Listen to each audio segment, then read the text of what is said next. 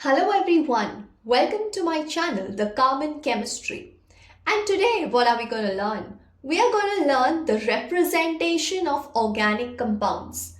In my previous videos, I already have stated some organic compounds we learnt with the classification of hydrocarbon, and today we are going to check the representation of organic compound. How can we represent them? We can represent them with a complete structure, with a condensed structure, and with a bond line or zigzag structure. Now, what do we mean by each and every term? First, complete structure. For example, if we take methane, we'll start from the simplest one, that is methane. Now we know the general formula of alkane. What is the general formula of alkane? CnH2n plus 2. Okay, so where n is equal to 1 is meth, so it is CH4. Now we need to draw our structure. In the complete form, that is, you have to mention all the bonds. So we write C, there are 4 hydrogen, so 1, 2, 3, 4.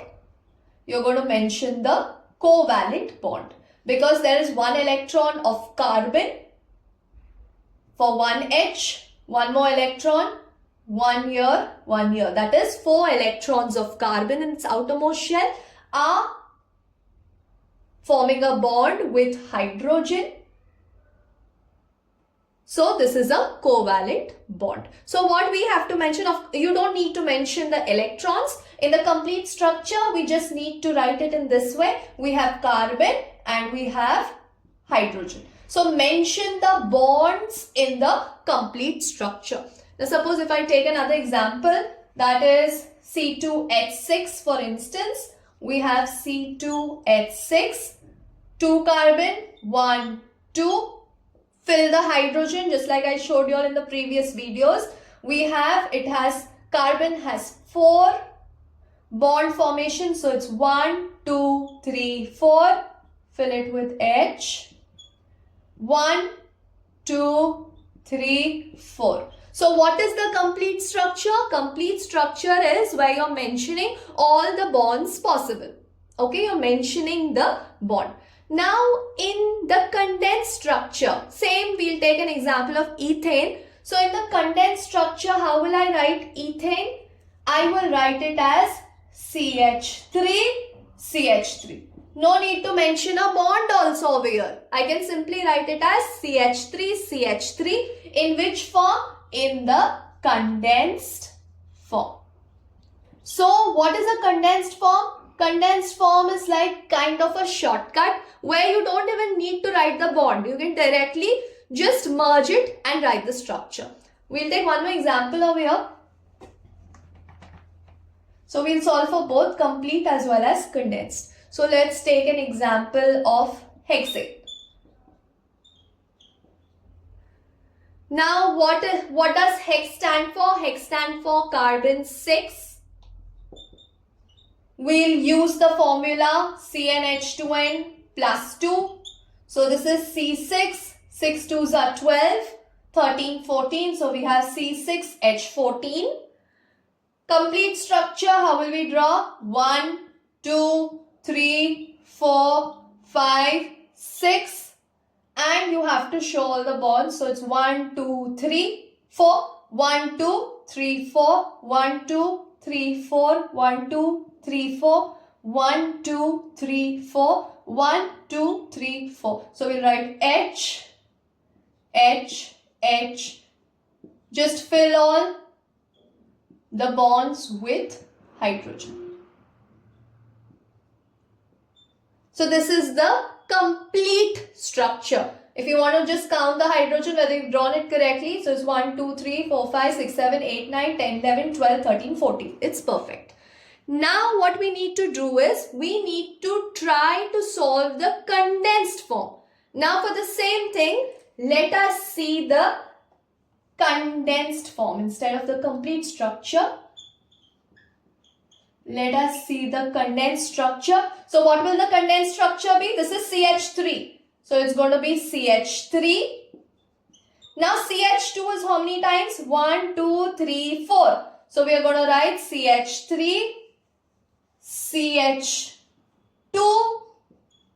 4 times CH3.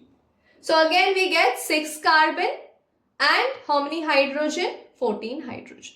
So this is called as the condensed structure. So in the complete structure, all the bonds have to be mentioned. In the condensed structure, we use a little kind of shortcut where we can write it as the bonds can be missing, as well as if you want, if there are many CH2, you can club it together and put a script like 4, 3, whatever as per the structure. Now the most interesting one, the way we can draw the structure is called as bond line or zigzag structure. So let us check what is bond line or zigzag structure. Now when we are in nursery or KG, we start by writing like up, down, alright. So this is how we even draw the zigzag structure. But that time we definitely not say that up down represents carbon, but this time we are going to use that case. So suppose if we have a structure of say ethane, CH3. So this is 2 carbon atom, right? So how are we going to represent it in the zigzag or the bond line form is from the bottom it's 1 carbon. So 1 carbon here, 1 carbon up. That's it. So your work is even more simplified. You don't need to write anything. You just need to do up and down. Now suppose if we have pentane. Now pentane is what? Pent is 5. So it is CH3, CH2, CH2, CH2, CH3. Okay, 5 carbon. So we start from down. 1, 2, 3, 4. So this is 1 carbon, 2 carbon, 3, 4 and 5. So this is like a mountain. A 2 mountain is called as pentane. Okay, but of course it makes sense. What it makes sense? As to you have to start from down. So this is 1 carbon, 2, 3, 4 and 5. This is pentane.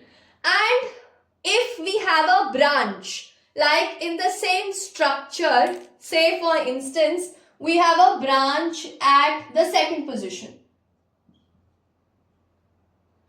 So what we will do is we'll draw a straight line. So the structure, I'll draw it again. So how is the structure? First we go with our basic. What is the basic? We have to start the carbon from down. So it's 1, 2, 3, 4, 5. And on the second position, 1, 2, there is a branch. So you draw one terminal. So this is what? This is 2-methyl pentane. We will learn the IUPAC in the next segment. So today what did we learn? We learned about the representation of organic compounds. How are organic compounds represented? There are 3 ways of representation. First is the complete structure where we draw all the bonds possible. Second is the condensed structure where we are using a little kind of shortcut and not mentioning the bonds. Third one is the bond line or the zigzag structure. So what do we do over here? We start the carbon from down. So we go down, up, down depending upon the number of carbon atom. If you have a branch, we draw a terminal. Now suppose if the branch was C2H5, so we would have drawn it like this. If for instance this is C2H5, so this will be on the second. So this represents 1 carbon, this represents the other carbon. Now let us go to the next concept, which is the 3D representation of the organic molecule. So now we are going to do the 3-dimensional representation of the organic molecule, of the organic compound. Okay. Now how do we represent the 3-dimensional structure? We know methane, CH4. Now I am drawing the structure of methane in the two-dimensional board. But the structure, we have to represent it in the three-dimensional way. So here you have carbon. We have 4 hydrogen. So 2 hydrogen are in the plane of the paper, which is mentioned or represented by solid line. Then we have 2 other hydrogen which are outside the plane of the paper, and we have it as a solid wedge. So this is called as a solid wedge bond. And the other hydrogen is outside the plane of the paper and behind the observer. So now let us just see the structure. Okay. Now over here, this is the three-dimensional structure of methane. 2 bonds are in the plane of the paper, which is represented by red. Okay. 2 bonds are outside the plane of the paper. The bond pointing towards the observer is called as the wedge bond. Away from the observer is called as dashed wedge. So again, three-dimensional representation of organic molecule where we have 2 hydrogen atom in the plane of paper, 2 hydrogen atom outside the plane of the paper. 2 which are in the plane of the paper is by the solid line. 1 is pointing towards the observer is solid wedge. Away from the observer is the dashed wedge. So suppose if I represent the green one as the solid wedge, then this one will be dashed wedge, away from the observer. If this yellow one is the solid wedge, green will be away from the observer, that is dashed wedge. So what was today's class about? So today's class was about how to represent the organic molecules or the organic compounds, and also the three-dimensional representation of the organic molecule. So how do we normally represent the organic molecule? By complete structure, condensed structure and zigzag structure. And what about the three-dimensional picture? The three-dimensional picture is how the bonds are been placed in the three-dimensional nature. That's it for today. Thank you.